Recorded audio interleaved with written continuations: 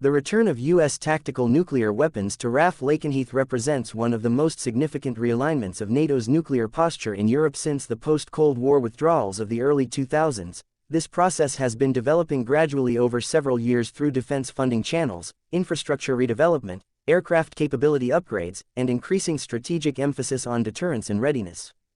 By July 2025, all indicators confirm that RAF Lakenheath is now either fully operational or within weeks of reaching operational status for hosting B61-12 nuclear bombs. The B61-12 bomb is the only modernized gravity bomb in the U.S. tactical nuclear arsenal, and it is designed specifically to replace earlier models like the B61-3, 4, and 7. It features a digital tail kit assembly that provides significantly improved accuracy over earlier free-fall bombs, a selectable yield system ranging from very low to medium yields believed to be between 0.3 and 50 kilotons, and compatibility with stealth aircraft such as the F-35A. These capabilities make it central to NATO's flexible deterrence posture, especially in scenarios where lower yield, more precise responses are required without escalating to strategic nuclear levels. RAF Lakenheath, located in Suffolk, England, has historically played a major role in U.S. airpower in Europe. During the Cold War, it was one of several UK bases to host US nuclear bombs as part of NATO's nuclear sharing arrangement. Following the post-Cold War arms reductions and shifting defense priorities, the last nuclear weapons were removed from Lakenheath in 2008. For over a decade, the base retained only conventional mission roles. That status began to change after 2018, when renewed concerns about security in Eastern Europe and nuclear weapons modernization by adversaries prompted a review of forward basing requirements. By 2021, U.S. Department of Defense budget documents began to include funding lines for infrastructure upgrades at several NATO facilities, including Lakenheath. These projects were aimed at modernizing WS-3 weapons storage and security system vaults, which are located beneath aircraft shelters and are specifically designed for secure nuclear bomb storage and rapid loading onto compatible aircraft. The presence of these vaults, previously deactivated but never dismantled, made Lakenheath a logical choice for renewed nuclear deployment.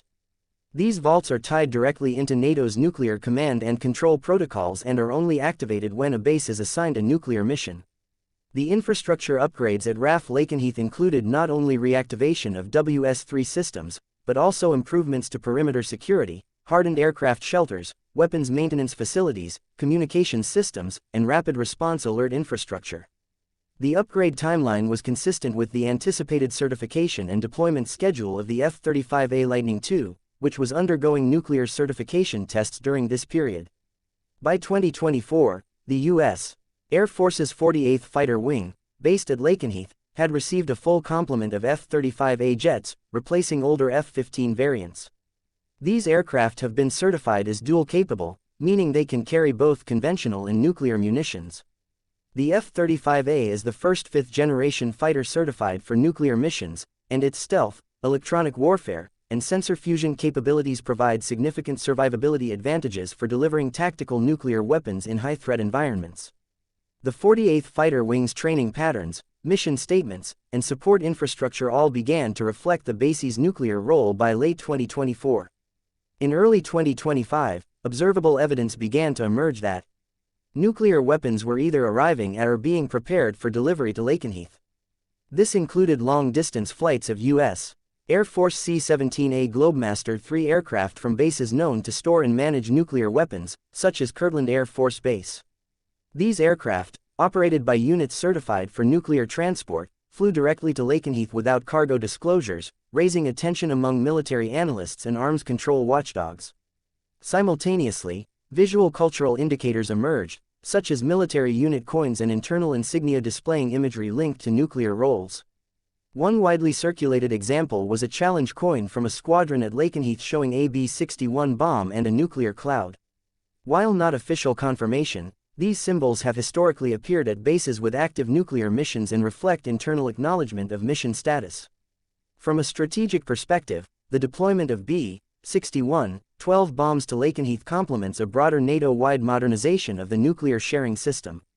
Other participating NATO members, including Belgium, the Netherlands, and Germany, are also transitioning from older dual-capable aircraft like the F-16 to the F-35A platform. Each of these countries has undertaken infrastructure modifications similar to those at Lakenheath, aimed at hosting the B61-12 under NATO's dual-key control structure. While the United Kingdom is not itself a formal nuclear sharing host under NATO's nuclear arrangements, it plays a major operational and logistical role in the alliance's deterrence architecture. Additionally, the UK has begun acquiring F-35A aircraft for its Royal Air Force, separate from the F-35Bs, already in service with the Royal Navy. These F-35As are expected to operate in coordination with US and NATO forces and may be integrated into nuclear mission exercises and planning. The return of US nuclear weapons to RAF Lakenheath is occurring without formal public announcement by either the US or UK governments. This is in keeping with long-standing policy. Neither confirms nor denies the presence of nuclear weapons at specific locations. However, budget documents, base activity, aircraft certification, and independent satellite imagery have combined to provide near-definitive confirmation that nuclear weapons are once again physically present at the base, or are at least being fully prepared for imminent deployment. The implications of this move are far-reaching. It reinforces NATO's ability to respond flexibly to crises, signals resolve to potential adversaries, and ensures that tactical nuclear deterrence remains credible in an evolving threat landscape. At the same time, it has raised concerns among arms control advocates, who argue that the reintroduction of nuclear weapons to new or previously inactive locations increases the risk of escalation and undermines disarmament efforts. The reactivation of RAF Lakenheath's nuclear role is a fact-based development grounded in years of preparation, infrastructure investment, and strategic planning. The stationing of B61-12 bombs, operated by nuclear-certified F-35A aircraft, marks a return to Cold War-era deployment patterns but with 21st-century technology and tactical flexibility. This is part of a broader NATO shift toward deterrence readiness, driven by perceived instability in the international security environment. The base is now a key node in NATO's integrated deterrence structure, with nuclear weapons back on UK soil for the first time since 2008.